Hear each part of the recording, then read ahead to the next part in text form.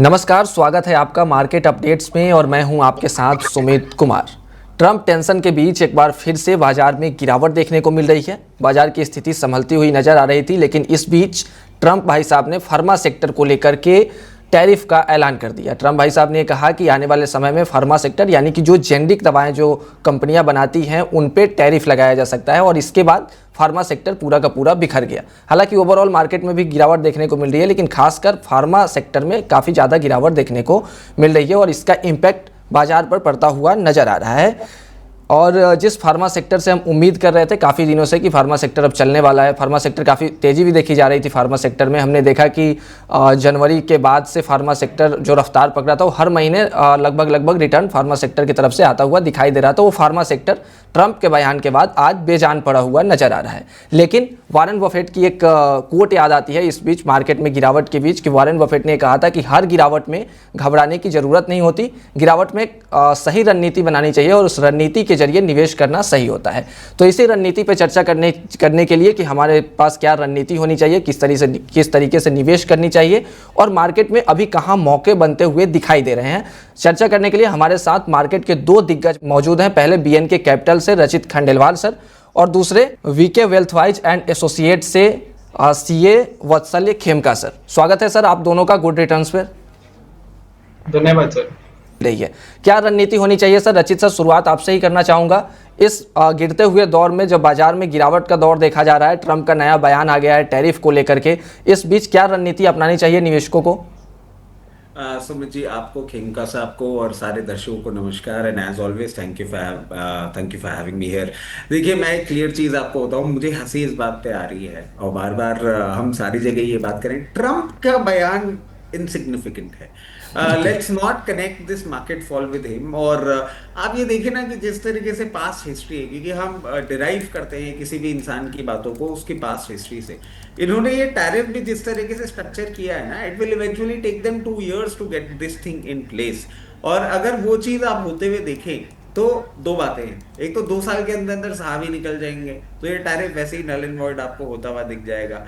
अगर ऐसा नहीं भी होता है तो 2 साल का टाइम एक सफिशिएंट टाइम होता है for anybody to build a unit and क्योंकि वो चाह रहे हैं कि वहां पे आपका मैन्युफैक्चरिंग यूनिट रहे और अगर वो हो जाता है तो वैसे आप फ्री हो जाएंगे। वैसे ज्यादा हमें रिएक्ट करने की जरूरत नहीं है, नवंबर इलेक्शन आ रहे हैं और उसमें हमें सबको पता है किस तरीके से इनकी सिचुएशन बनती हुई दिखती है।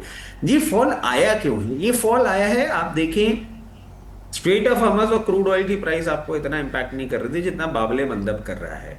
और इन्होंने यूतियों के थ्रू जो बाबले मंदब को ब्लॉक करने की बात कही थी, कल एक रिएक्शन नीजक था, बट जो कल इवनिंग में डेवलपमेंट्स आए हैं वो थोड़े से स्कैरी हैं कि प्रैक्टिकली वहां से 3 वेसल्स वापस किए गए हैं। Out of the 3 1 is Indian. और अब ये प्रॉब्लम क्यों है? ये प्रॉब्लम इसलिए है क्योंकि क्रूड ऑयल का तो आप तब भी ऑल्टरनेटिव देख रहे थे, अफ्रीकन मार्केट्स और यूरोपियन मार्केट्स को सही तरीके से एक्सेस करने के लिए रेड सी वाला जो रूट है, जो बाबेल मंदब का आपका एक एरिया पड़ता है, वो प्रॉब्लम में अगर आ जाता है तो आपका एक्सपोर्ट जो है वो पूरा का पूरा प्रॉब्लम में आएगा। और एक्सपोर्ट अगर प्रॉब्लम में आता है तो आप देखें, जितना भी अभी हमने एक मोमेंटम देखा था, गारमेंट में देखा था, फुटवेयर में देखा था, टू एन एक्सटेंट 2 व्हीलर पे रिजल्ट्स भी अच्छे आए थे और हमने देखे थे, इलेक्ट्रॉनिक गुड्स पे देखा था, ये पूरा का पूरा जो एक्सपोर्ट है हमारा, ये सफर होता हुआ दिख सकता है। अब मार्केट बहुत क्लोज वॉच ये लगा के रखा हुआ है कि बाबले मंदब को किस तरीके से जल्दी खुलवाया जाए।